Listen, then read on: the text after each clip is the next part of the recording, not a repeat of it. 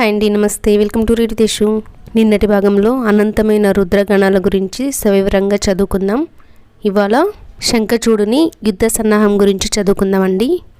ఇక అక్కడ శంఖచూడు శంకరుని దూత అయిన పుష్పదంతునికి వీరోచితంగా సమాధానమిచ్చి అంతఃపురంలోనికి వెళ్ళి తన భార్య అయిన తులసికి విషయాలన్నింటినీ చెప్పగా ఆమె శంకరుని విషయంలో అనాధారం చెయ్యటం తగదని భర్తకు హితవు చెప్పింది. స్త్రీ స్వభావంతో పలికిన ఆమె మాటలకు విక్రాంతుడు జ్ఞాని అగు శంఖచూడు తన ప్రియురాలకు తులసికి అనేక విషయాలను బోధించి ఆ రాత్రి సుఖంగా నిద్రించాడు. తిరిగి బ్రాహ్మీ ముహూర్తంలో నిద్రలేచి కార్యకరణీయాలను చెక్కదిద్దుకొని ప్రాతకాల నిత్యకర్మలను నెరవేర్చుకొని బ్రాహ్మణులకు వేద పారంగతులైన విప్రులకు అంతులేని దానాలను చేశాడు.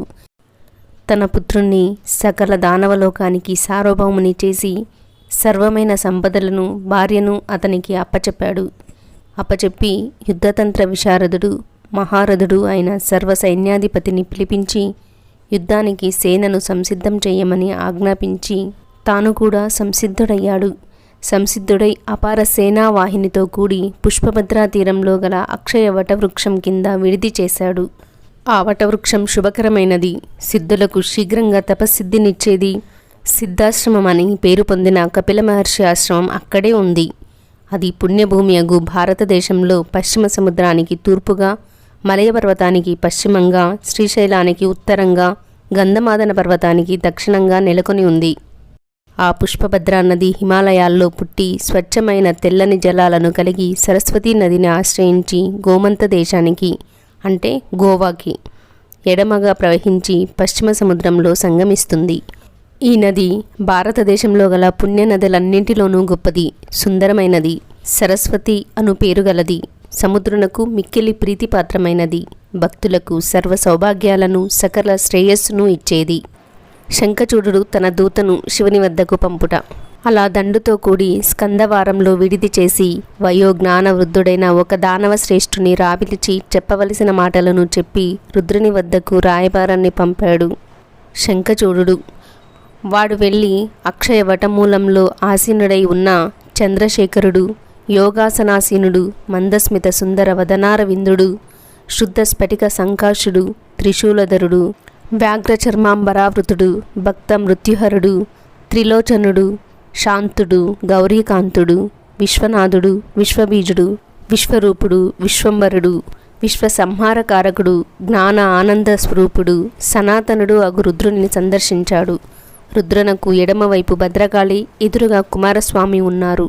వారందరికీ చేతులు జోడించి నమస్కరించి సర్వశాస్త్ర పారంగతుడైన శంఖచూడుని దూత తన ప్రభువు సందేశాన్ని ఇలా వినిపించాడు. ఓ భక్తవత్సల శంకర, సృష్టాది నుంచి ఈ జగత్తుపై రాజ్యాధికారం పూర్వం దేవతలమైన మాది. ప్రళయ సముద్రంలో మధుకైటబులను విష్ణువు సంహరించడానికి కారణమేమిటి? సర్వస్వాన్ని ఊడలాగి బలిచక్రవర్తిని పాతాళానికి అణగదొక్కడానికి హేతువేమిటి? హిరణ్యాక్ష హిరణ్యకశిపులను ఏదో నెపాన్ని నెత్తిమీద రుద్ది అంత క్రూరంగా హింసించడం దేవతలు చేసే పనేనా? ఈ జగత్తు కాలస్వరూపుడైన పరమాత్మ అధీనంలో ఉంది. ఆ కాలపురుషుడు ఎవనికి ఐశ్వర్యాన్ని ఇస్తాడో వాడనుభవిస్తాడు. ఇప్పుడు మా వంతు నడుస్తోంది. దేవదానవులమైన మా మధ్య చిరకాలంగా వైరం ఉంది. గతంలో లక్ష్మీపతి మా విషయంలో చేసిన దుర్మార్గాలు చాలా ఉన్నాయి. అన్నిటిలోనూ క్షీరసాగర మతనం సందర్భంలో మోహిని వేషంలో మమ్ములను వంచించి అమరులకు అమృతాన్ని దారపోయటం మేము ఎప్పటికీ మర్చిపోలేని అకృత్యం అది.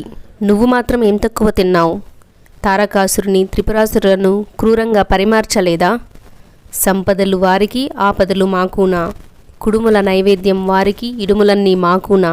కాలపురుషుడు అలాగే రాశాడా మా నుదుట? అట్లయితే ఇప్పుడు వారు అనుభవిస్తున్న ఇడుములన్నీ విధివ్రాతగానే భావించుకోమను.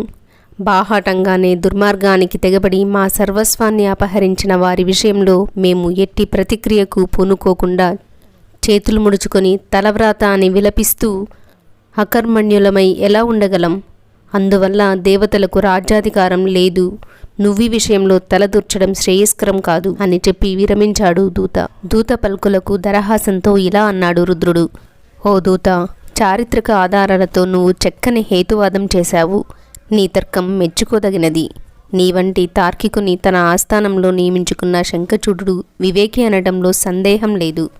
నీ హేతువాదాన్ని అనుసరించి గతంలో అమరులు మీకు అన్యాయం చేశారని అనుకున్నా తిరిగి మీరు ప్రతిక్రియగా అదే పని చేయటం న్యాయము ధర్మము అవుతుందా? చర్యకు ప్రతిచర్య ఉంటుంది. అది పదార్థ విషయంలో. ప్రాణుల విషయంలో పదార్థ విజ్ఞానం కంటే జ్ఞానం ముఖ్యం. జ్ఞాన మార్గంలో క్రియకు ప్రతిక్రియ పాపహేతువు. నిప్పులో నెయ్యి పోస్తే నిప్పు చల్లారుతుందా? నీళ్లచే నిప్పును శాంతింపచేయాలి. అలాగే వైరాన్ని మిత్రుత్వంతో శాంతింపచేయాలి. ఉపకారం చేయటం కంటే ఉత్తమ మిత్రుని సంపాదించుకోవడానికి వేరే ఉపాయం లేదని గొప్ప రాజనీతిజ్ఞుడైన మీ గురువు శుక్రాచార్యుల వారు చెప్పలేదా? విరోధంతో సాధించేదేమీ ఉండదు. ప్రాణం ఎప్పుడూ ప్రేమకు స్పందిస్తుంది. జగత్తు అంతా కాలాధీనమై ఉంది అని అన్నావు కదా నువ్వు. ఆ కాలపురుషుణ్ణి నేనే, దాన్ని నియంత్రించేవాణ్ణి నేనే. అట్టి నేను చెబుతున్నాను విను. ఇప్పుడు మీకు కాలం అనుగుణంగా లేదు.